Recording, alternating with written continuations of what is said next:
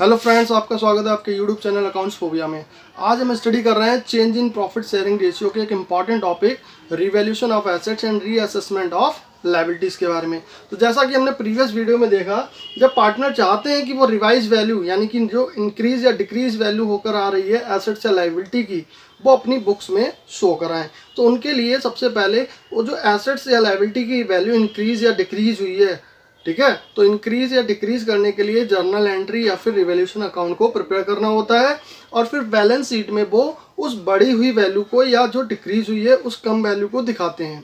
जैसे for example एक furniture है, फर्म के पास फर्नीचर है, उसकी वैल्यू है 50,000 और रिवैल्यू होकर उसकी आई है 60,000। तो सबसे पहले एक जर्नल एंट्री पास करनी पड़ेगी या फिर एक रिवैल्यूएशन अकाउंट में उसको हम फर्नीचर की वैल्यू को इंक्रीज करके दिखाएंगे कि 10,000 से हमारा फर्नीचर इंक्रीज हुआ है। और जब हम एंट्री या अकाउंट में दिखा देते हैं कि फर्नीचर को हमने 10,000 से इंक्रीज कर दिया है, फिर बैलेंस शीट में हमें वो दिखाना होता है 60,000 का।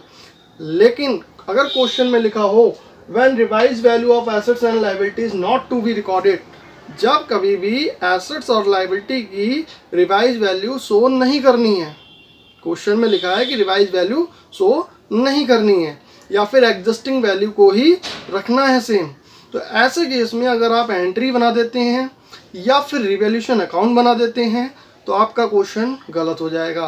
क्योंकि जर्नल एंट्री रिवैल्यूएशन की बनाओ या अकाउंट बनाओ, एक ही बात हो गई, आपने एसेट्स की वैल्यू को इंक्रीज या डिक्रीज कर दिया और जब इंक्रीज डिक्रीज कर दिया तो आप वही सेम वैल्यू नहीं दिखा सकते। तो इसको आपको अच्छे से समझना होगा। जब कभी ऐसा लिखा होगा तो आपके लिए रिवैल्यूएशन के लिए अकाउंट ना बनाकर वर्किंग नोट करनी होगी, working note for net effect of revaluation. तो इसमें क्या करेंगे, एक साइड में लिखेंगे गेन यानी कि प्रॉफिट और एक साइड में लिखेंगे थोड़ी लाइन छोड़कर लॉस, और जिन जिन चीज़ों से प्रॉफिट हो रहा है वो यहाँ पर लिखते जाएंगे। जैसे फर्नीचर की वैल्यू इंक्रीज हुई, फर्नीचर 10,000, लायबिलिटी डिक्रीज हुई तो लायबिलिटी यहाँ पर लिख के उतने से अमाउंट लिख देंगे, प्रोविजन डिक्रीज हुआ तो यहाँ पर और अनरिकॉर्डेड एसेट्स कोई मिली है तो वो लिख देंगे। तो प्रॉफिट को लिख दिया जाएगा, इसी टाइप से लॉस को लिख दिया जाएगा माइनस में। बाद में क्या करना होता है, जो ये प्रॉफिट है इसको ऐड करके और ये लॉस माइनस करके यहाँ पर वो वैल्यू आएगी। अगर प्रॉफिट ज़्यादा है लॉस कम है तो क्या आ जाएगा, प्रॉफिट ऑन रिवैल्यूएशन। अगर लॉस की वैल्यू ज़्यादा है और प्रॉफिट की वैल्यू कम है तो क्या आ जाएगा, लॉस ऑन रिवैल्यूएशन। तो इसको हम बोलेंगे नेट इफेक्ट ऑन रिवैल्यूएशन। अब नेट इफेक्ट तो आपने कैलकुलेट कर लिया, इसके बाद एक आपको सिंगल एंट्री बनानी पड़ेगी क्योंकि इस प्रॉफिट और लॉस का पार्टनर्स की कैपिटल पर इफेक्ट डाला जाएगा। यानी जिसको प्रॉफिट हो रहा है अगर, तो एंट्री बनेगी प्रॉफिट होने पर gaining partners capital account debit to sacrificing partners capital account. Profit होने पर जो गेन कर रहा है उससे प्रॉफिट लिया जाएगा और जो सैक्रिफाइस कर रहा है अपना शेयर उसको प्रॉफिट दिया जाएगा। और लॉस होने पर ये एंट्री रिवर्स हो जाएगी, sacrificing partners capital account debit to gaining partners capital account. Loss होने पे जो सैक्रिफाइस कर रहा है मतलब जो अपना लॉस दे रहा है उसकी कैपिटल को डिक्रीज किया जाएगा और जो लॉस ले रहा है उसकी कैपिटल को बढ़ाया जाएगा। तो ये इस तरीके से एंट्री बन जाएगी नेट इफेक्ट की। अमाउंट फिल करते समय आपको ध्यान रखना है जो गेनिंग शेयर आया है इनटू जो ये नेट इफेक्ट वैल्यू आई है, अगर पॉजिटिव आती है तो प्रॉफिट होता है और लॉस नेगेटिव आती है तो लॉस। तो ये जो भी वैल्यू आई है gain into net effect value या sacrifice share into net effect value, ऐसे करके अमाउंट इसमें फिल कर दी जाएगी। इसको और अच्छे से समझने के लिए हम एक एग्जांपल लेते हैं। आप अपनी स्क्रीन पर नीचे एक क्वेश्चन देख रहे होंगे जिसमें 3 पार्टनर हैं, अमर, तरुण और अखिल, और इनके बीच में प्रॉफिट शेयरिंग रेशियो था 5:3:2। तो ये ओल्ड रेशियो हो गया उनका। ओल्ड शेयर कितना हो जाता है, अमर, तरुण और अखिल का 5/10, 3/10 और 2/10। और इन्होंने एक डिसीजन लिया है कि 1 अप्रैल 2018 से इनका प्रॉफिट शेयरिंग रेशियो 2:2:1 हो जाए। मीन्स इनका न्यू शेयर कितना हो जाएगा, तो हम यहाँ पर ओल्ड माइनस न्यू करके सैक्रिफाइस और गेनिंग शेयर को जान लेंगे। तो ओल्ड माइनस न्यू शेयर, तो न्यू शेयर हो जाता है इनका 2/5, 2/5 और 1/5। अब इनका एलसीएम ले लिया जाएगा 10 और 5 का, तो एलसीएम आ जाएगा 10 और 5 का 10। अब जब एलसीएम 10 आ जाएगा तो यहाँ पे तो 10 बन जा 10 होता है तो 5 बन जा 5 आ जाएगा, और 5 2 जा 10 होता है तो 2 2 जा 4 हो जाएगा। तो इस तरीके से इसने क्या किया, 1/10 सेक्रीफाइस किया। जब प्लस में आंसर आ रहा है तो सेक्रीफाइस, क्योंकि उसका ओल्ड शेयर ज़्यादा था 5/10 और न्यू शेयर कितना रह गया है 4/10, तो इसने 1/10 क्या कर दिया, सेक्रीफाइस। इसी तरीके से तरुण का निकालेंगे। तरुण का कितना है, 10 बन जा 10 होता है तो 3 बन जा 3 और 5 2 जा 10 होता है तो 2 2 जा 4। तो इसका पहले था 3/10, अब हो गया है 4/10। इसने क्या किया, 1/10 क्या किया, गेन किया। जब आंसर माइनस में आए तो गेन लिखेंगे, ठीक है। माइनस के लिए हम ब्रैकेट का साइन यूज कर देते हैं। और इसके बाद अखिल बचता है। अखिल का शेयर देखते हैं तो ये 2/10 था और ये 5 2 जा 10 यानी 2 बन जा 2, तो ये आ गया 0/10। ना इसने सेक्रीफाइस किया है और ना गेन किया है। आगे रिवैल्यू, सेक्रीफाइस और गेनिंग शेयर निकालने के बाद हम क्वेश्चन को पूरा लास्ट तक अच्छे से पढ़ेंगे। तो देखिए पहले यहाँ पर रिवैल्यूशन के बारे में इंफॉर्मेशन दी जा रही है कि स्टॉक जो है वो इंक्रीज होकर इतने का हो गया 2,20,000 का। प्रोविजन जो है 2,000 से कम हो रहा है। Furniture to be reduce by 20% and computer to be reduce ₹2 2,70,000। उसके बाद गुडविल की इंफॉर्मेशन है और आगे क्या लिखा है, और यही जो इंपॉर्टेंट लाइन है इसको आपको पढ़ना होगा क्वेश्चन सॉल्व करने से पहले। तो इसमें लिखा है the partner decided to carry the assets and liability at their existing value. Means यही बात लिखी है लेकिन लैंग्वेज चेंज है। पार्टनर एग्जिस्टिंग वैल्यू को ही शो कराना चाहते हैं, सेम रखना चाहते हैं। Means revise value not to be recorded, revise value show नहीं कराना चाहते हैं, ठीक है। तो ऐसे केस में आपको यही काम करना होगा। लेकिन इसको करने के साथ साथ आपको कुछ और भी इंफॉर्मेशन पढ़नी होगी, like reserves and accumulated profit के बारे में। तो एक्यूमुलेटेड प्रॉफिट और रिजर्व के बारे में इंफॉर्मेशन देख लेंगे क्या है। अगर वो कोई भी इंफॉर्मेशन नहीं दी है तो उसको हम ओल्ड रेशियो में, ओल्ड पार्टनर में डिस्ट्रीब्यूट कर देंगे। मीन्स वो अकाउंट क्लोज कर देंगे।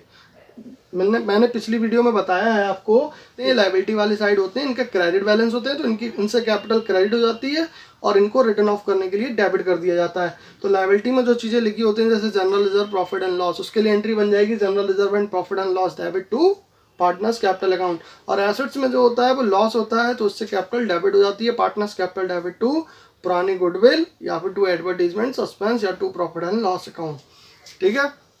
लेकिन अगर इस रिजर्व के बारे में भी कोई इंफॉर्मेशन दी है कि रिजर्व और एक्यूमुलेटेड प्रॉफिट को पार्टनर्स डिस्ट्रीब्यूट ही नहीं करना चाहते हैं, तो मैंने आपको बताया था कि प्रॉफिट के लिए यानी लायबिलिटी वाली साइड के लिए एंट्री बनती है गेनिंग टू सेक्रीफाइस, और लॉस साइड यानी एसेट्स वाली साइड के लिए एंट्री क्या बनती है, सेक्रीफाइस टू गेन। अगर दोनों ही चीज़ें दी हैं तो एक सिंगल एंट्री नेट इफेक्ट से बन जाती है। लायबिलिटी का टोटल करते हैं वो प्रॉफिट होता है और एसेट्स वाले का टोटल करते हैं, सारे आइटम का नहीं, जो चीज़ें रिटर्न ऑफ होने वाली होती हैं वो, like advertisement, goodwill and profit and loss, उनका टोटल करते हैं। और वो लॉस होता है तो प्रॉफिट और लॉस कंपेयर कर लेते हैं। अगर प्रॉफिट का बैलेंस बचता है तो गेनिंग टू सेक्रीफाइस से एंट्री बन जाती है। तो इसमें देखिए आगे लिखा है they also decided that reserves and profit and loss account balance we carried at the same values. Means वो डिस्ट्रीब्यूट उसको नहीं करना चाहते तो उसके लिए भी नेट इफेक्ट होगा, मतलब एडजस्टमेंट एंट्री बनेगी। अब इसके लिए भी एडजस्टमेंट एंट्री बनेगी, ठीक है। और गुडविल के लिए एडजस्टमेंट एंट्री बनती है गेनिंग टू सेक्रीफाइस, और रिजर्व के लिए भी एंट्री बनेगी गेनिंग टू सेक्रीफाइस या सेक्रीफाइस टू गेन।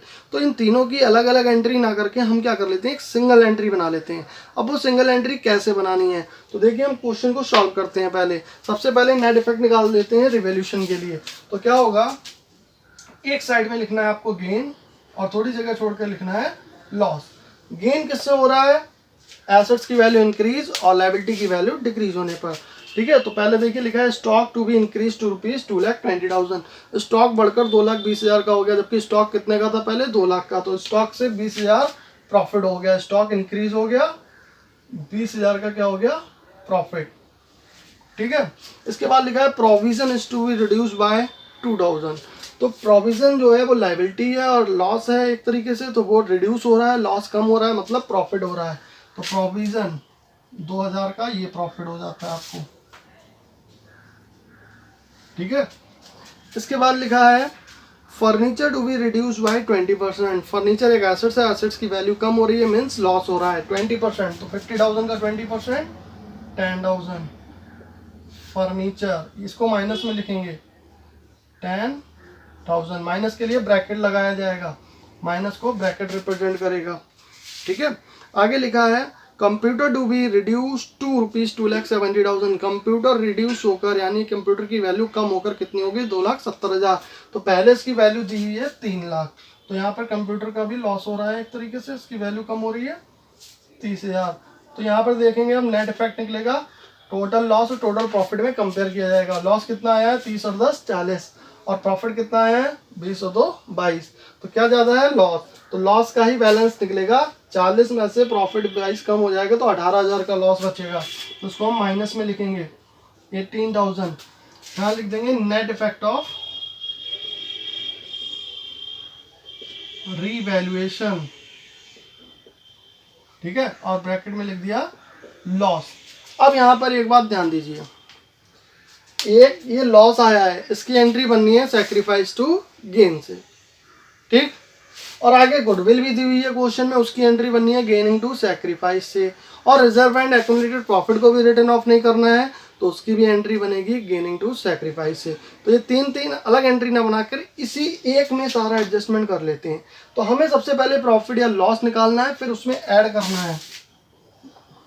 ऐड क्या करना है, गुडविल वैल्यूड, जो नई वाली गुडविल है वो ऐड कर दी जाएगी। यहाँ पर नई गुडविल दी है 1 लाख। ठीक है, और इसके साथ क्या ऐड करना होता है,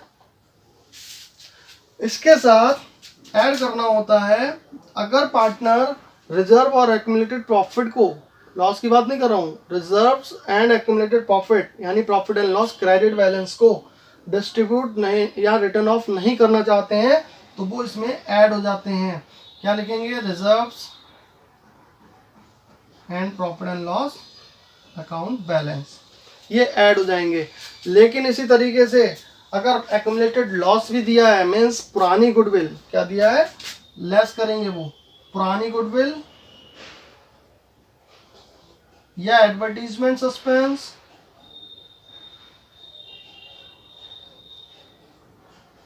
या एक्सपेंडिचर अकाउंट या फिर profit and loss debit balance, profit and loss account का डेबिट बैलेंस, इन दो में से कोई एक ही होगा। ठीक है, ये चीजें दी हैं तो ये क्या की जाएंगी, इस अमाउंट में से लेस कर दी जाएंगी। क्योंकि ये क्वेश्चन में अभी चीजें नहीं दी हैं तो इसको मैं इरेज कर देता हूं।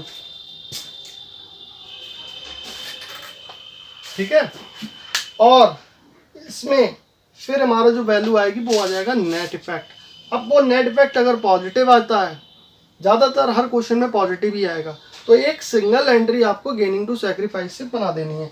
अगर ये आंसर नेगेटिव आता है तो फिर सैक्रिफाइस टू गेन से। बहुत कम चांस ऐसे होंगे जिसमें सैक्रिफाइस टू गेन एंट्री बने। ठीक है, तो पॉजिटिव ही आएगा। तो देखो गुडविल की तो 1 लाख वैल्यू थी, अब reserves and profit and loss देखने होंगे। रिजर्व डिफरेंट टाइप्स के होते हैं, तो सारे रिजर्व देखने होंगे। तो इसमें से एक ही सिंगल रिजर्व दे रखा है 80,000 का, और profit and loss account balance दिया है 30,000 का। तो इसको लिख लेंगे 80,000 और 30,000। अब ये आ जाएगा नेट इफेक्ट, और अगर लॉस लेस वाली साइड होती तो वो लेस कर देते। ठीक है, वो है नहीं, एसेट्स में कोई भी चीज़ दी नहीं है, ना तो पुरानी गुडविल ना एडवर्टीजमेंट सस्पेंस अकाउंट। तो अब यहाँ पर नेट इफेक्ट आ जाएगा। तो नेट इफेक्ट देखिए कितना आता है, प्लस का कितना हो गया 1,80,000 और 32,10,000, माइनस का कितना हो गया 18,000। यहाँ पर क्या बनेगा, बचेगा 1,92,000। और एक सिंगल एंट्री पास कर देनी है गेनिंग टू सैक्रिफाइस। गेन किसने किया था, तरुण ने। तो यहाँ पे एक एंट्री जर्नल एंट्री पास करेंगे। और कई बार ये क्वेश्चन में लिखा भी होता है pass a single journal entry, तो यहाँ पे लिखेंगे तरुण्स कैपिटल अकाउंट डेबिट।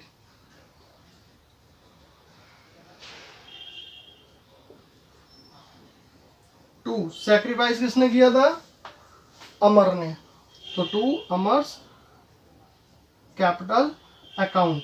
अब अमाउंट फिल करने का तरीका देखिए, 1,92,000 आया है net effect into gaining share या सैक्रिफाइस शेयर। तो गेनिंग और सैक्रिफाइस सिमिलर ही है, 1/10। तो कितना आ जाएगा 19,200, दोनों में सेम आ जाएगा। इसको बोलते हैं एडजस्टमेंट एंट्री। इसको क्या बोलते हैं, एडजस्टमेंट एंट्री।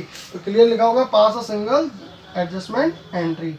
यहाँ पे लिख देंगे बीइंग एडजस्टमेंट एंट्री में, या being partners capital account adjusted.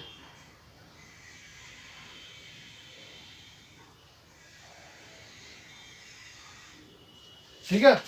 और ऐसा करने के बाद बैलेंस शीट को आपको पूरा same to same copy paste कर देना है। बस एक चीज बैलेंस शीट में चेंज होगी, वो है इन दो का कैपिटल अकाउंट। जिसका कैपिटल अकाउंट डेबिट हुआ है तो उसका कैपिटल अकाउंट इस वैल्यू से कम कर देना है।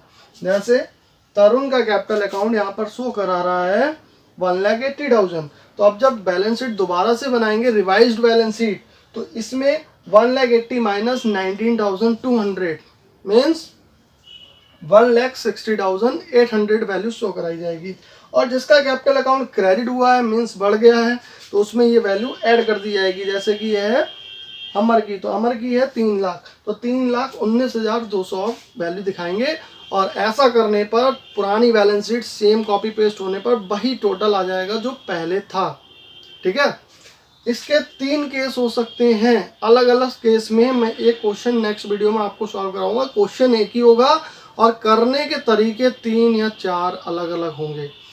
पहला, when partners want to show revise value, when partners don't want to show revise value, और उसके बाद partners want to transfer general reserve और don't want to transfer reserve.